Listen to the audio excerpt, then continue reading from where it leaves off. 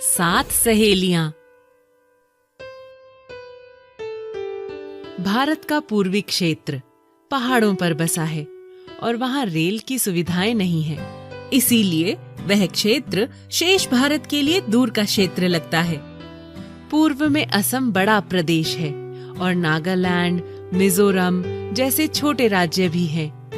क्षेत्र की दृष्टि से अरुणाचल बड़ा प्रदेश है, लेकिन उसकी आबादी बहुत कम है। इस पाठ में हम पूर्व के 7 प्रदेशों के बारे में पढ़ेंगे। मनुष्य स्वाभाविक रूप से प्रकृति के रहस्यों का ज्ञान प्राप्त करना चाहता है। अरस्तु। भारत के पूर्व में एक ही क्षेत्र में 7 प्रदेश हैं। इन प्रदेशों को अंग्रेजी में 7 सिस्टर्स कहा जाता है। हम इन्हें हिंदी में 7 सहेलियां कह सकते हैं। चाहे सिस्टर्स कहें, चाहे सहेलियां कहें, इससे एक बात स्पष्ट होती है, बहनों में कई बातें समान होती हैं। लड़कियां किसी को तभी सहेलियां बनाती हैं जब उनमें सामान्य विशेषताएं हों। ये प्रदेश हैं अरुणाचल प्रदेश, असम, मेघालय, मणिपुर, मिजोरम, नागालैंड और त्रिपुरा। हम यह जानना चाहेंगे कि इन प्रदेशों में कौन सी बातें सामान्य हैं, जिनके कारण इन्हें सहेलियां कहा जाता है। ये सारे प्रदेश पहाड़ी प्रदेश हैं। आप जानते हैं कि हिमालय की श्रृंखला कश्मीर से पूर्व तक लगभग 1500 मील लंबी है। हिमालय के पूर्वी छोर में ये सारे प्रदेश स्थित हैं। पहाड़ों में घर मैदान की तरह कतार में नहीं बने होते। 2 पहाड़ों के बीच जो छोटी सी घाटी होती है, उसी में आबादी बसती है। इस कारण एक घाटी से दूसरी घाटी तक पहुंचना अत्यंत कठिन काम होता है। अतः हर घाटी के लोग दूसरी घाटियों से कटे होते हैं।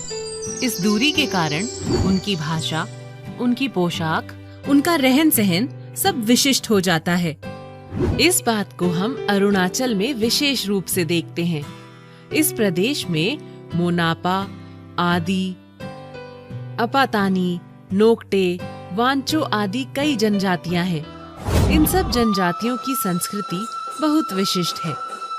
रंग बिरंगी पोशाक, विशिष्ट नृत्य शैली, संगीत और वाद्य यंत्र आदि के कारण इन संस्कृतियों का जीवन हमें मोहित करता है।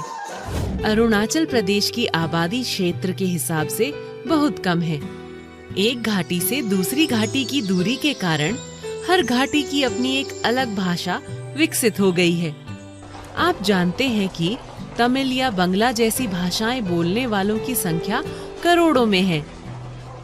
लेकिन अरुणाचल में ऐसी भी भाषाएं हैं जिनके बोलने वालों की संख्या सिर्फ सैकड़ों में है। पहाड़ी प्रदेश की दूसरी बड़ी विशेषता उसकी हरियाली है, क्योंकि पहाड़ों पर आमतौर पर अच्छी बारिश होती है। आपने सुना होगा कि मेघालय राज्य में चेरापूंजी नामक पहाड़ी स्थल है, जहां वर्ष भर बारिश होती थी।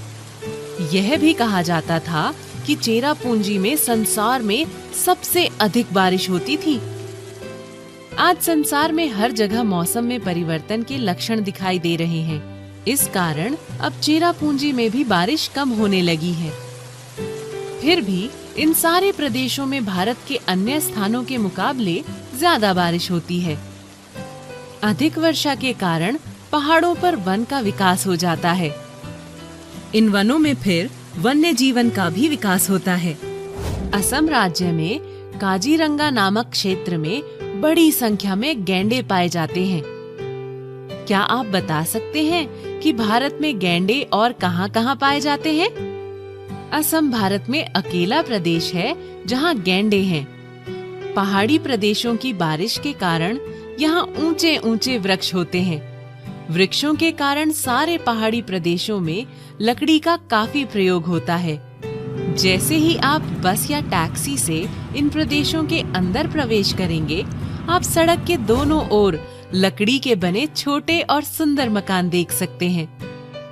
चूंकि ये सड़कें पहाड़ पर बनी होती हैं, घरों को हमें पहाड़ की ढलान पर बनाना पड़ता है। इस कारण मैदान की तरह यहाँ पक्की नींव वाले मकान नहीं बनते।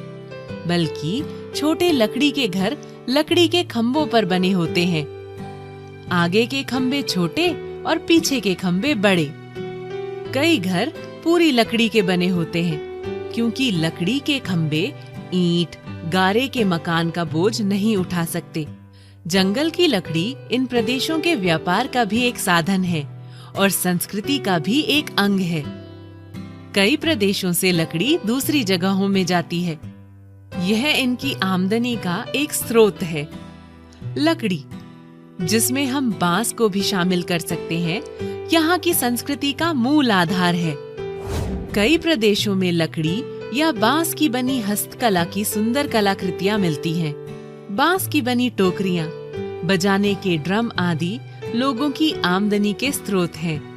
पहाड़ी जीवन की एक और विशेषता उसकी कृषि से जुड़ी है। गेहूं, गन्ना आदि फसलें मैदानों में उगाई जाती हैं, क्योंकि उनके लिए नियमित रूप से पानी देने की आवश्यकता है। पहाड़ों में सिंचाई की कोई व्यवस्था नहीं होती और खेती बारिश के पानी पर ही निर्भर होती है। इस कारण यहाँ की खेती यहाँ की आबो हवा के अनुरूप होनी चाहिए। संयोग की बात है कि चाय की खेती के लिए पहाड़ सबसे उत्तम है। उसे नियमित रूप से पानी चाहिए, लेकिन उसकी जड़ों में कभी पानी जमा नहीं होना चाहिए। इसलिए पहाड़ की ढलान में ही चाय के लिए सीढ़ियों की तरह चारों ओर क्यारियां बनाई जाती हैं। क्या आप जानते हैं कि पूरे भारत में चाय की खेती 2 ही जगह होती है? दक्षिण में नीलगिरी पर्वतों के आसपास और पूर्व के इन प्रदेशों में। असम, मेघालय, दार्जिलिंग आदि स्थानों में विश्व की बहुत पसंदीदा चाय पैदा होती है। पहाड़ी प्रदेशों की कुछ समस्याएं भी हैं। इन 7 प्रदेशों में केवल कुछ जगहों पर रेल से पहुंचा जा सकता है। असम राज्य में गुवाहाटी तक, नागालैंड में कोहिमा तक, त्रिपुरा में अगरतला तक तथा अन्य राज्यों के भी कुछ क्षेत्रों में रेल जाती है। लेकिन अभी भी सब जगह जाने के लिए लोगों को बस का सहारा लेना पड़ता है। पहाड़ों में बस बड़ी धीमी गति से जाती है, इसीलिए लोगों को एक जगह से दूसरी जगह जाने के लिए कई दिन लग जाते हैं। इसके अलावा यदि हम इन प्रदेशों में प्रशासनिक सुविधाओं पर गौर करें तो विगत कुछ वर्षों में यथासंभव सुधार हुए हैं। असम, अरुणाचल प्रदेश, नागालैंड तथा मिजोरम का उच्च न्यायालय गुवाहाटी में स्थित है, जबकि मणिपुर, मिजोरम, त्रिपुरा और सिक्किम का अपना स्वतंत्र उच्च न्यायालय है। पूर्वोत्तर के प्रदेशों की सबसे बड़ी विशेषता उनकी अपनी संस्कृति है। संस्कृति के मुख्य तत्व के रूप में हम संगीत और नृत्य को ले सकते हैं। भारत में 2 तरह के नृत्य के रूप मिलते हैं। एक ओर शास्त्रीय नृत्य और संगीत है, जिसके पीछे वर्षों पुरानी विरासत है। इस तरह के नृत्यों में दक्षिण का भरतनाट्यम, आंध्र प्रदेश का कुचिपुड़ी नृत्य, उड़ीसा का ओडिसी नृत्य आदि मशहूर हैं। इन नृत्य शैलियों के पीछे संस्कृति की पुरानी परंपरा है। मणिपुर में भी इसी प्रकार की एक शास्त्रीय नृत्य की शैली विकसित हुई है। इसे मणिपुरी नृत्य कहा जाता है। नर्तकियां लंबे घेरे का घाघरा पहनकर मंद गति से गायन के साथ नृत्य करती हैं। मणिपुरी नृत्य के लिए कृष्ण और राधा से संबंधित पद रास की शैली में गाए जाते हैं। यह नृत्य लोगों का मन मोह लेता है। नृत्य का दूसरा महत्वपूर्ण रूप लोक नृत्य है।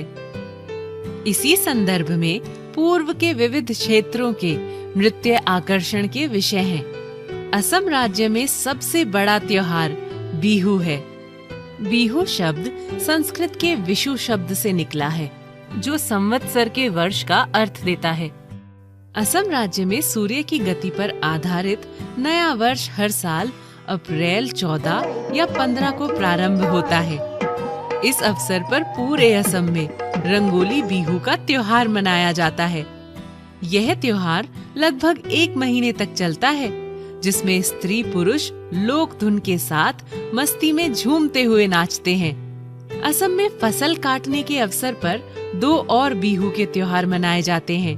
अक्टूबर में कोंगाली बिहू और भोगाली बिहू जनवरी में। इन अवसरों पर भी लोग खुशियां मनाते हैं और नाचते गाते हैं। इस प्रकार का एक उल्लेखनीय लोक नृत्य मिजोरम का है, जिसे बांस का नृत्य कहा जाता है। इस नृत्य में चारों तरफ लोग बांस की बल्लियां हाथ में लेकर उनका स्थान अदल बदल करते हैं। नाचने वालों को इन बांसों के बीच की जगह पैर रखकर नाचना होता है। अगर गलती से बांस बदलते समय पैर फंस जाए तो नाचने वाला नीचे गिर सकता है। इस तरह इस नृत्य में गति और कुशलता का सबसे अच्छा मेल दिखाई देता है। यह नृत्य देखने में अत्यंत रोचक लगता है। अरुणाचल आदि प्रदेशों में हर जनजाति की अपनी विशिष्ट लोक नृत्य की शैलियां हैं। वे अलग अलग पर्वों, त्योहारों और संदर्भों में सामूहिक रूप से नृत्य करते हैं। पूर्व के प्रदेशों के संदर्भ में हम कुछ विशेष बातें देख सकते हैं। यह प्रदेश प्राकृतिक दृष्टि से बहुत संपन्न है। कई प्रदेशों में लकड़ी और खनिज पदार्थों का अच्छा भंडार है। पहाड़ी प्रदेश होने के कारण वर्षा के पानी से बिजली पैदा करने की यहाँ बड़ी संभावनाएं हैं। असम राज्य में तेल का अच्छा भंडार भी उपलब्ध है। इन सब के बावजूद इस क्षेत्र में विकास कम हुआ है, क्योंकि यहाँ यातायात, बिजली, पानी आदि सुविधाओं की कमी है। भारत सरकार ने कई योजनाएं बनाई हैं, जिनसे इन प्रदेशों का विकास हो सके। शिक्षा की कमी भी एक समस्या थी और उच्च शिक्षा की उपलब्धि भी सीमित रही। लेकिन अब स्थिति में परिवर्तन आया है और शिक्षा में अच्छा विस्तार हुआ है।